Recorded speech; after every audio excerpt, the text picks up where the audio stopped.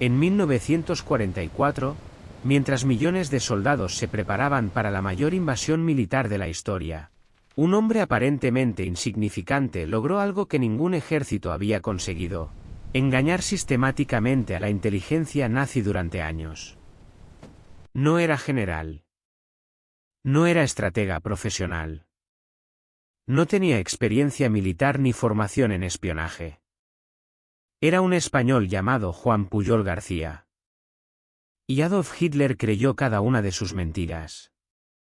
Para entender cómo un civil español terminó influyendo en el curso del día D, hay que retroceder varios años, antes de que el mundo conociera su nombre en los archivos secretos de la guerra.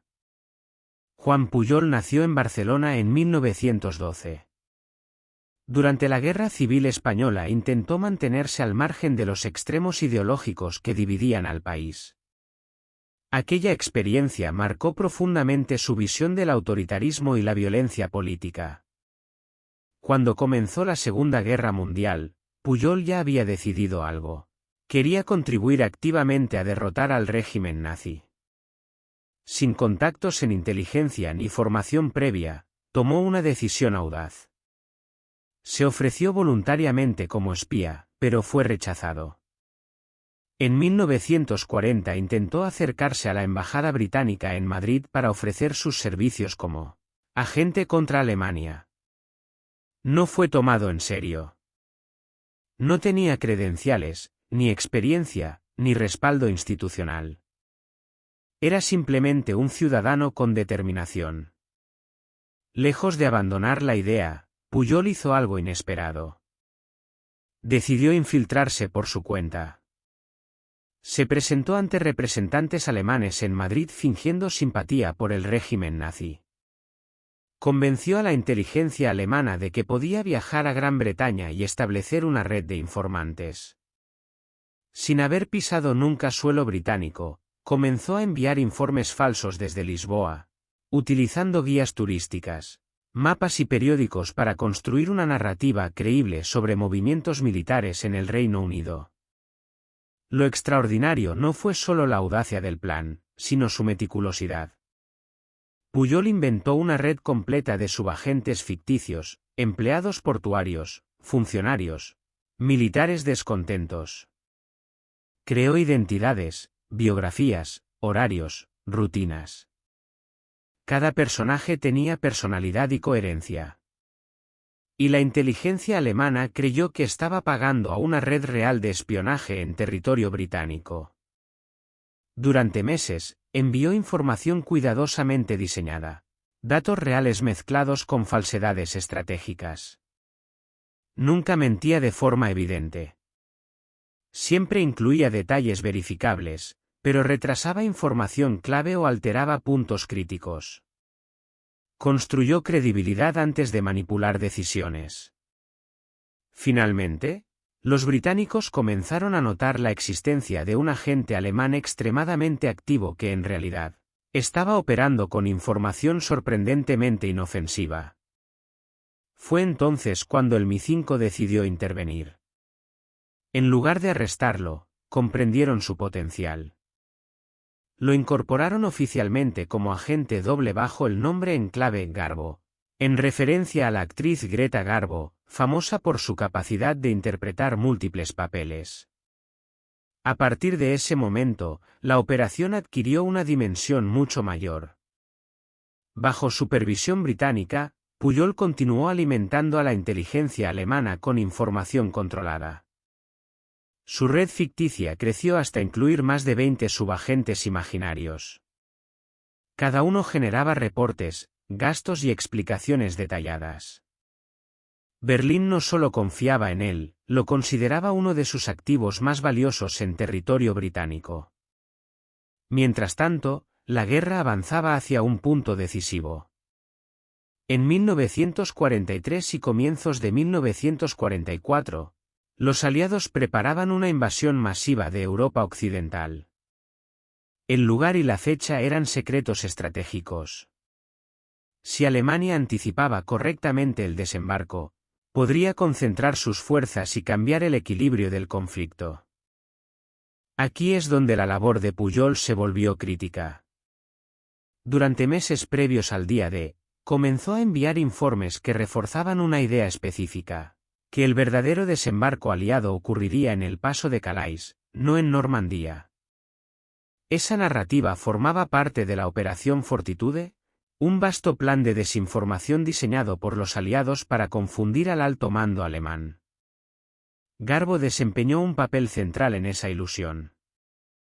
Informó a los alemanes sobre movimientos de tropas inexistentes, describió unidades ficticias y confirmó la presencia de un supuesto gran ejército aliado bajo el mando del general George Patton en el sureste de Inglaterra. Cada mensaje reforzaba la expectativa de que Calais sería el punto principal de ataque. Lo más sorprendente ocurrió la noche del 5 al 6 de junio de 1944. Pujol envió un mensaje advirtiendo que una operación militar estaba en marcha, pero lo hizo deliberadamente con retraso suficiente para que no pudiera ser utilizada de forma efectiva por los alemanes. Después del desembarco en Normandía, continuó informando que aquel ataque era solo una maniobra de distracción, y que el verdadero golpe vendría en Calais. Hitler y parte del alto mando alemán aceptaron esa versión. Durante semanas, importantes divisiones permanecieron en Calais esperando una segunda invasión que nunca llegó. Ese retraso en el despliegue alemán facilitó la consolidación de las fuerzas aliadas en Normandía. En ese momento, Juan Pujol García, el hombre que había sido rechazado inicialmente por los británicos, se había convertido en uno de los agentes dobles más influyentes del conflicto europeo. Pero su historia aún no había terminado. Porque el éxito tenía un precio, y el riesgo de exposición era constante. Si los alemanes descubrían la verdad, las consecuencias serían inmediatas y mortales. Y sin embargo, lo que ocurrió después fue aún más inesperado. Tras el desembarco del 6 de junio de 1944, la maquinaria de la guerra no se detuvo. Normandía se convirtió en el nuevo frente decisivo en Europa occidental. Sin embargo, mientras miles de soldados combatían en las playas y campos franceses, en Berlín seguía existiendo una convicción peligrosa: el ataque principal aún estaba por venir. La información enviada por Juan Pujol García, Garbo, había reforzado una idea específica durante meses: que el verdadero desembarco aliado se produciría en el paso de Calais.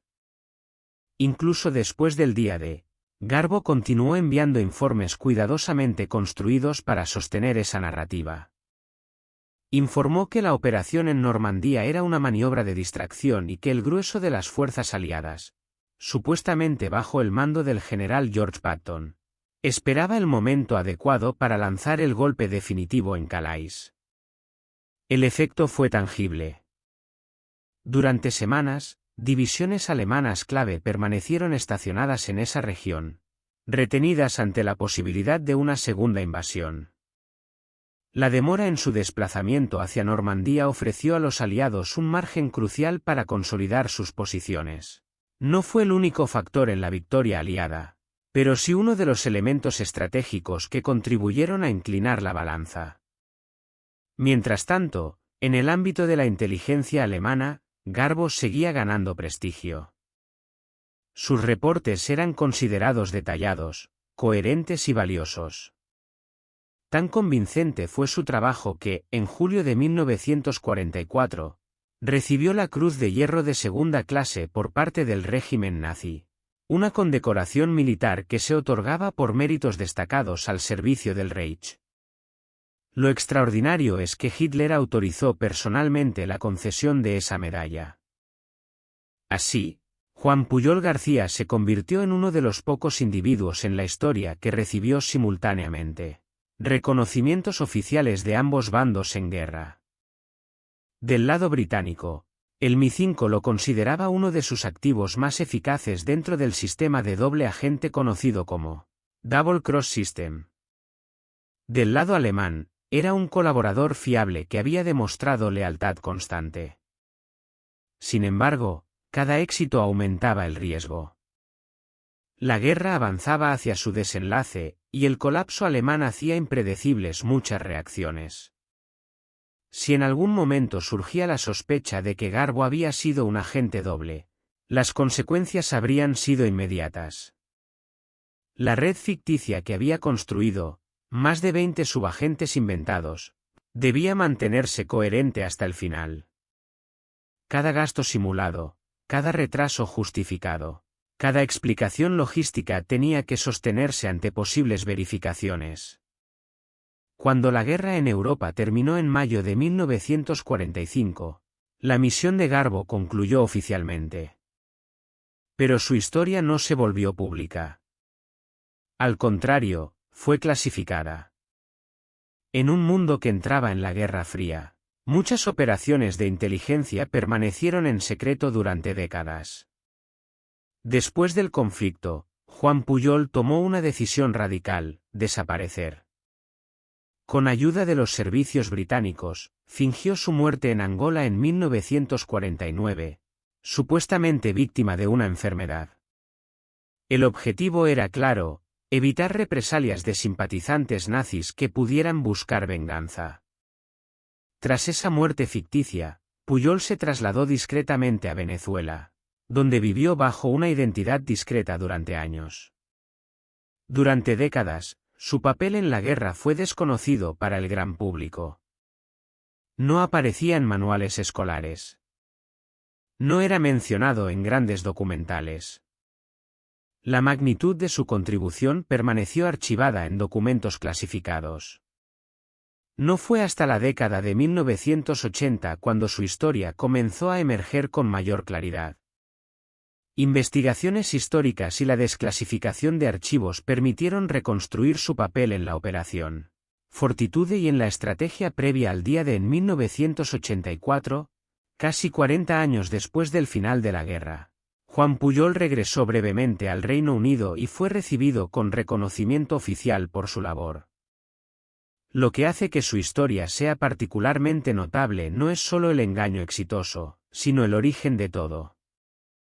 No fue reclutado inicialmente por una gran agencia de inteligencia.